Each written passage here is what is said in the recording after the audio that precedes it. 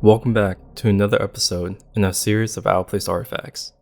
From ancient unknown relics to modern oddities, we'll be examining the evidence and exploring the theories that have been put forward to explain these mysterious objects. And as always, we'll be taking a closer look at the historical context and cultural significance of these artifacts, trying to understand what they can tell us about the people and societies that created them.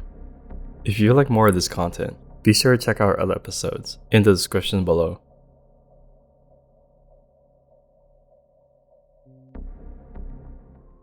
The Shroud of Turin. In the royal chapel of San Giovanni Battista in the city of Turin, Italy, there is a piece of cloth that has baffled scientists, theologians, and skeptics for centuries. The Shroud of Turin, also known as the Holy Shroud, is a 14-foot-long linen cloth that is believed by some to be the burial shroud of Jesus Christ. The shroud has been preserved since 1578.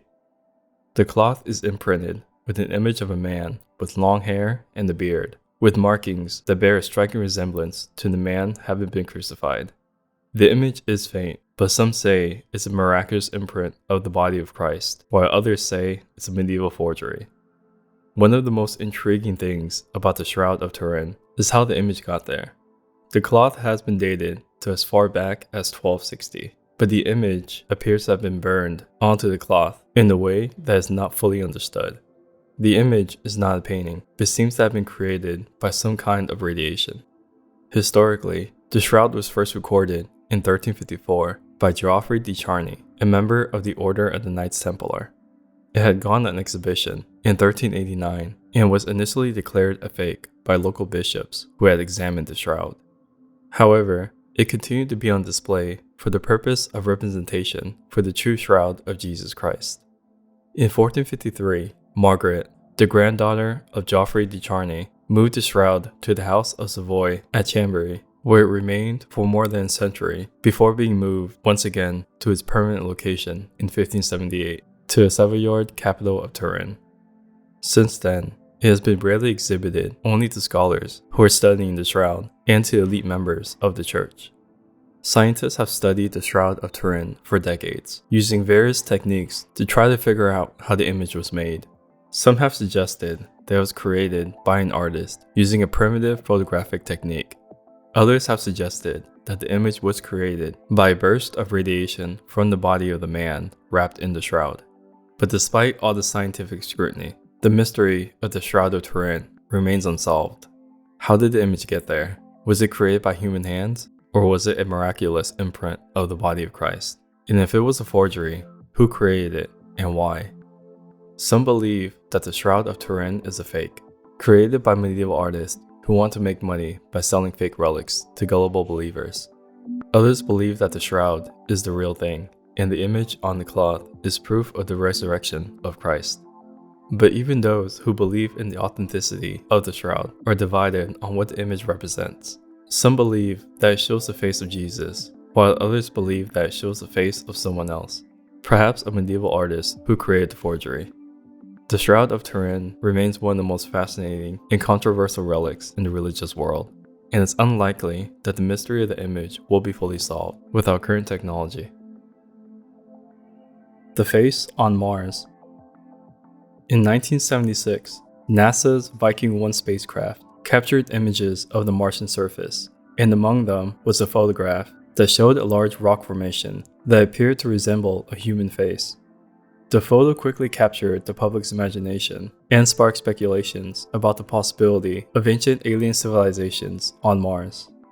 The face on Mars became a cultural phenomenon, with books, documentaries, and even songs dedicated to the mysterious formation.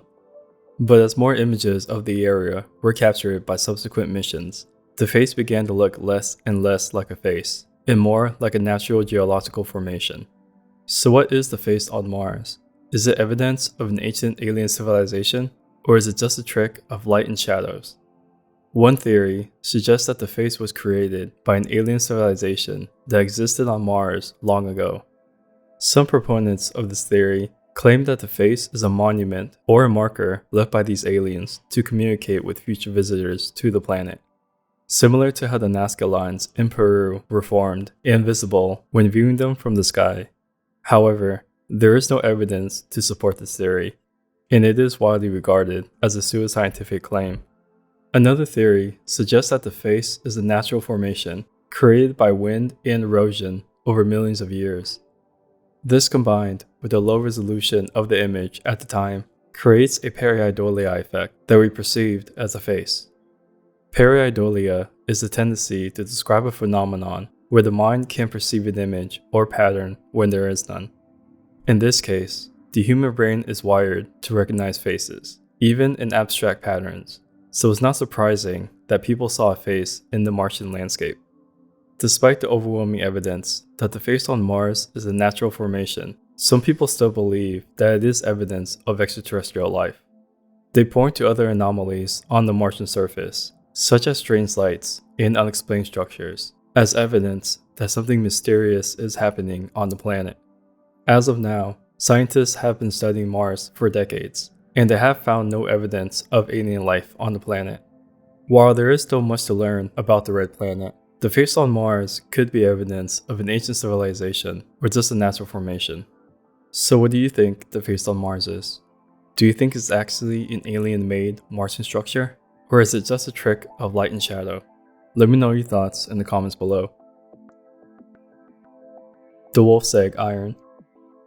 Deep in the heart of Austria lies a small village called Wolfsegg. It's a place steeped in history, with a 12th century castle that still stands today. But what Wolfsegg is perhaps best known for is something much more mysterious: the Wolfsegg Iron. Also known as the Salzburg Cube, the Wolfsegg Iron is a small cuboid mass of iron that weighs 785 grams and was discovered in tertiary lignite. In 1885, a worker named Riedel was working at an iron foundry in Wacklebruck, Austria, when he broke open a piece of coal and found a cube inside. The coal was delivered from a nearby mine in Wolfsegg, and the age of the coal that the Wolfsegg Iron was encased in has been dated to be between 20 to 60 million years old. The Wolfsegg Iron itself has an otherworldly appearance, with grooves all around, flat edges, and an indented line perfectly down the middle. It's as if two iron blocks were smashed together and molded into one. The unique coloration around the Wolfsegg Iron also adds to the mystique. In 1886, Adolf Gerlt, a genealogy professor at the Bonn University of Germany, analyzed the iron cube and initially identified it as being from meteoric origin. However, in 1966, the Museum of Natural History in Vienna used modern electron beam microanalysis to re-examine the Wolfsegg Iron and found no traces of nickel, chromium, or cobalt in the iron, suggesting that it's not of meteoric origin. Furthermore, the lack of sulfur indicates that it's not a pyrite. With its low magnesium content, some experts believe it may be cast iron, similar to rough lumps used as ballast in early mining machinery. But could there be another explanation for the Wolfsegg Iron? The object's perfectly flat sides and precise measurements have led some to speculate that it was not made by natural means. Is it possible that an advanced civilization from the distant past created this object and left it behind for us to discover? A cast was made from the Wolfsegg Iron before transferring it to the Hausmatag Museum of Wacklebruck in Austria, where it has been permanently housed ever since. Paluxy River Tracks. Deep in the heart of Texas, nestled alongside the Paluxy River, lies one of the most intriguing mysteries of the ancient world: the Paluxy River Tracks. These tracks are a series of footprints found in the rock formations along the riverbed that appear to be from both humans and dinosaurs, leading many to speculate about the possibility of coexistence between the two species. The first discovery of these tracks was made in the 1930s when a man named Roland T. Bird stumbled upon them while on a fossil hunting expedition. What he found was a set of human footprints alongside larger, more distinct dinosaur tracks. Both tracks were embedded in limestone rock dating back to the Neocomian Cretaceous period, roughly 66 to 145 million years ago. The idea that these tracks could have been made by humans was met with skepticism by many in the scientific community, who dismissed the notion as fanciful speculation. But the mystery of the Paluxy River tracks persisted, and over the years, more footprints were discovered, each adding to the intrigue and speculation surrounding the phenomenon. Some of the tracks appeared to show that the humans were walking in the same direction as the dinosaurs, while others seemed to indicate that the humans were running away from them. As the debate rages on, it became clear that the implications of the Paluxy River tracks were far-reaching. If it could be proved that aliens and dinosaurs coexisted, it would rewrite the entire history of life on Earth and challenge many long-held beliefs about evolution and the origins of man. The controversy surrounding the Paluxy River tracks eventually led to a scientific investigation in which a team of experts analyzed the footprints and came to the conclusion that the supposed human tracks were actually misinterpretations of the natural erosion patterns in the rock. The debate was effectively settled, and the notion of humans and dinosaurs coexisting was once again relegated to the realms of science fiction and fantasy. But the Paluxy River tracks continues to fascinate and inspire people to this day, and the questions they raised about the nature of our world and our place in it remains as compelling as ever. Is it possible that humans and dinosaurs did once coexist? If so, what implications does that have for our understanding of the world around us? And how do we reconcile the mysteries of the past with the realities of the present? The Paluxy River tracks may never provide us with all the answers, but they will continue to challenge and inspire us for generations to come. The Nampa Figurine. The Nampa Figurine is a small artifact that was discovered in 1889 in southwest Idaho, embedded in a layer of clay that was estimated to be 2 million years old. The figurine itself is only about 1.5 inches tall, and it appears to be a carved image of a human female with exaggerated hips and breasts. The discovery of the Nampa Figurine caused a sensation when it was first reported, and it seemed to contradict the widely accepted idea of human evolution, which held that anatomically, modern humans didn't appear until much later in history. The fact that the figurine was found in such an ancient layer of Earth made it seem all the more significant, and some even suggested that it was evidence of a lost civilization that predates our own. Furthermore, the figurine was found alongside a number of other artifacts, including stone tools and fragments of pottery.